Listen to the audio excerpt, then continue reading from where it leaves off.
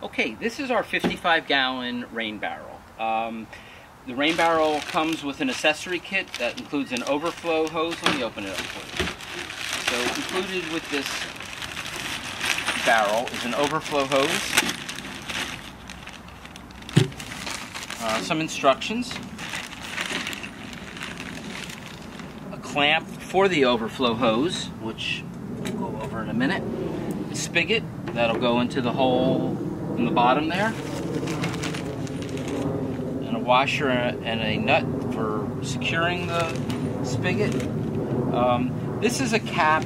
Sometimes if we have enough time when we manufacture the rain barrel, these overflow areas will be popped out, so you don't have to tap them out. And if they're both open, you don't want water just coming out one side. So the side that you don't use, you can put the cap on. So like, here's an example. So we've got the valve. When I install it over here,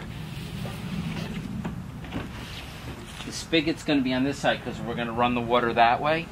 The overflow hose will go out this way. We don't want to put it here. So just for the sake of explaining the logic behind the cap and the overflow, I'm going to just put it on here just for the time being so you know where that goes. And then I've got a handful of screws here which allows you to secure the lid. Not really super necessary, but they are included, and it keeps it nice and secure.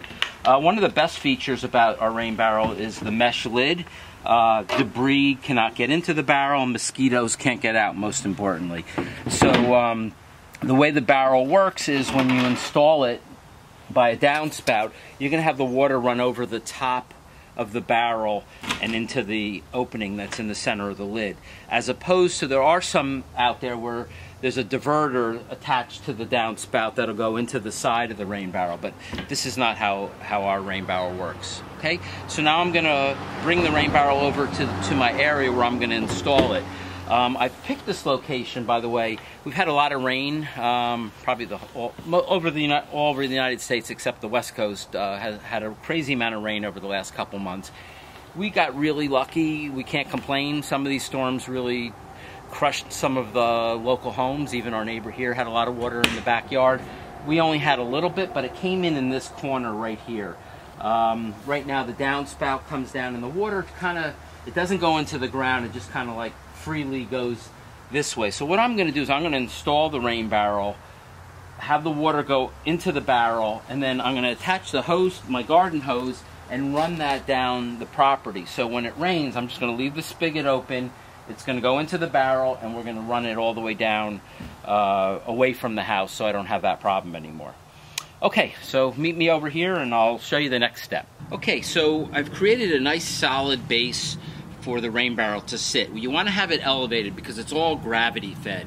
I want to attach a hose to it that I'm going to run down the property so it gets away from my house. And if you have it right on the ground, it's really going to be hard to attach the garden hose or to get any water out if I decided I want to get the water out. So first thing I'm going to do is I'm going to install the spigot. The spigot obviously goes in goes in like that. Okay, so it's going to go into the unit like that. So it comes with a washer to go on the outside,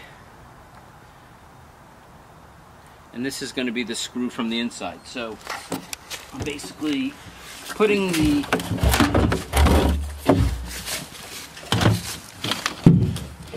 put the washer side with the spigot in like this.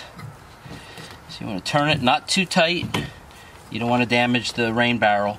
Also, keep in mind something very, very, very, very important. Right now, I'm installing this. It is the fall. Collecting rainwater is a spring, summer, fall activity, not in the winter. So in the winter, what I recommend that people do is you can take your rain barrel, turn it upside down and put it in place, or put it in your garage, but you do not want to leave the rain barrel running, collecting water in the winter. Okay, so now you'll see inside the rain barrel there's a piece of the spigot that's sticking out. So what I'm going to do with the nut that came,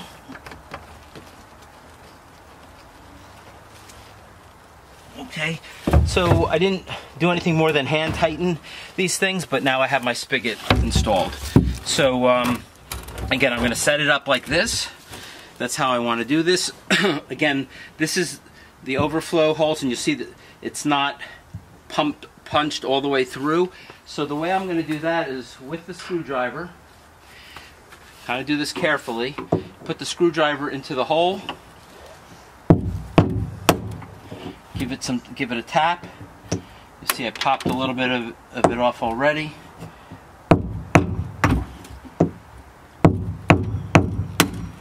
There you go.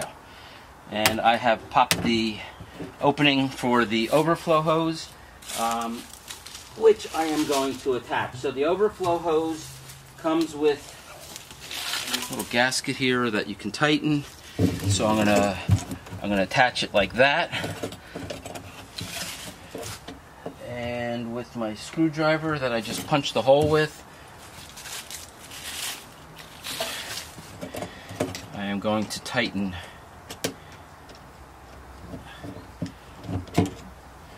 this so that the hose won't pop off.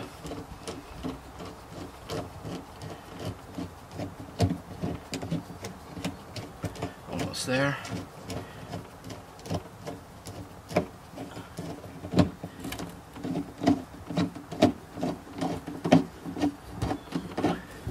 Okay, nice and tight, so it's not going to come off. And what I'm going to do is I'm going to take this. I had a hose, like a diverter, that was attached to that before. And what I'm going to do for now, I'm going to open this thing up. Probably maybe look for something a little bit different later on. And I'm going to put this in here so that if it does rain anytime soon, and it does overflow, which it's not going to do, it'll run away from this right now. So I would like to eventually get this so that the overflow hose will divert as well. So now what I need to do is I need to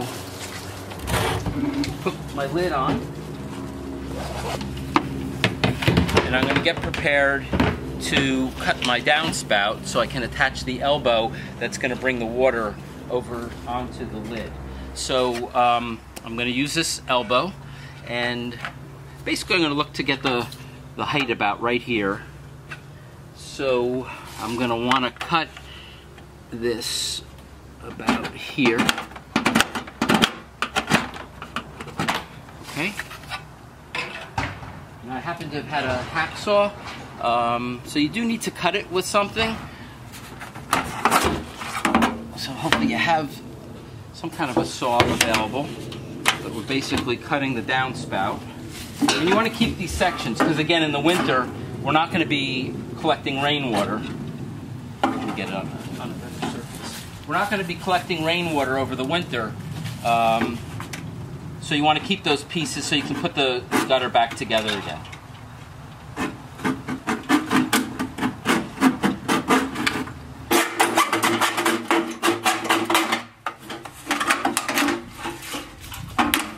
All right.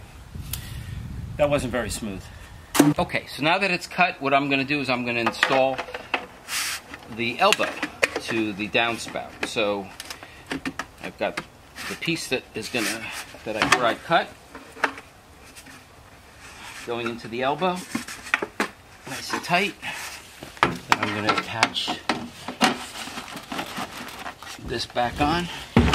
Okay, and this is basically how the rain barrel is going to function. So the rainwater is going to come down, it's going to come out, it's going to fill into here.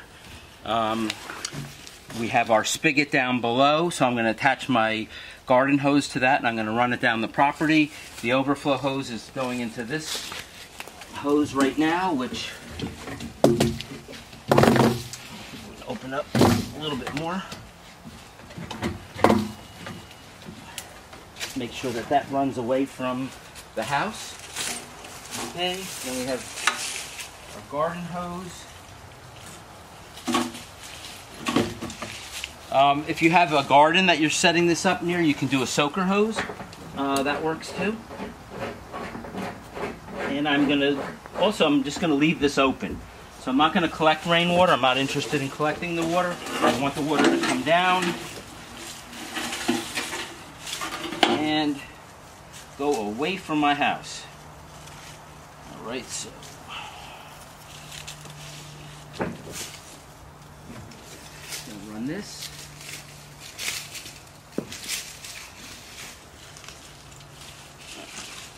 I got my air conditioning hose here. Let's go underneath that. That's a good idea.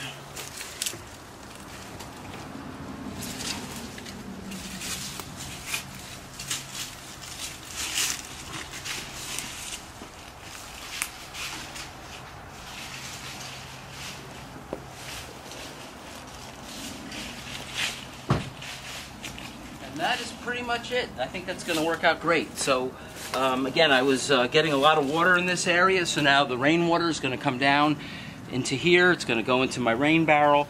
From the bottom, it's going to basically go out the spigot and down the property.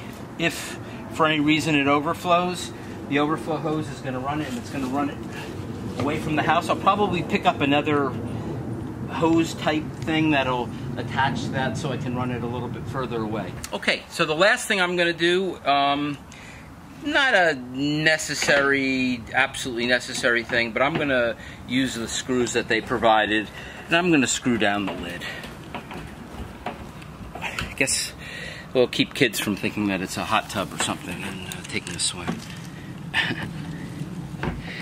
Sometimes people, if you don't have a great area to divert the rainwater, some people will remove the top and dip a water can in to retrieve the water to put it in their garden, and that's okay too. So if you decide not to secure the lid with the screws, I don't think it's the end of the world.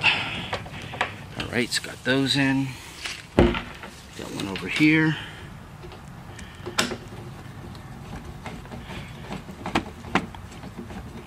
All right, and let's go.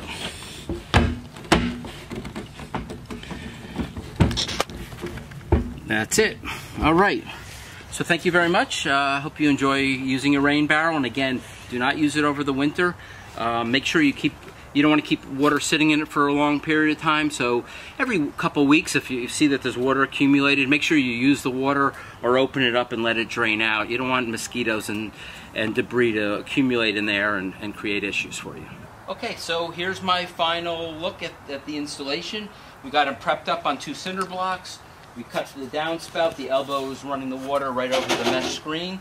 It's going to come down on a nice angle. We have the overflow hose going to the other hose that's going to go away from the house. I'll probably work on getting a better hose for that. I attached the spigot, and to the spigot I attached a garden hose that I'm running all the way into my backyard, so there's no more water accumulation in this part of the house. So people tend to get rain barrels for a couple reasons. One, like my problem, I'm accumulating water here and I don't want to have damage done to my house. So I'm diverting the water away from my house using a rain barrel. A lot of people, maybe they don't have a water source near their garden, or they want to have nice, naturally clean water that doesn't have chlorine and fluoride and all those chemicals that are in our tap water or garden hose, just to add those, add that into their garden and water their plants, especially edible crop, with nice, clean, fresh water. So whether you're using it to divert water away from your house or for gardening, rain barrels are great. One of the neat things about collecting rainwater is it prevents a lot of water from it depends on where it is on your house, but in a lot of houses it's near your driveway. The water comes down, it rushes all the oils and dirt and stuff into the storm drains that go into the rivers. So it's called non-point pollution. So it's not pollution that's coming from one specific thing, but from a lot of different things, like oil that drips from cars. So using a rain barrel, one of the great benefits is it keeps a lot of that runoff that goes down off the property, fertilizer from your that may be on the driveway or in the street from a gardener, keeps those pollutants from going into the storm drains and getting into our rivers and streams. So do your part, collect some rainwater, use it in your garden, and thank you for watching.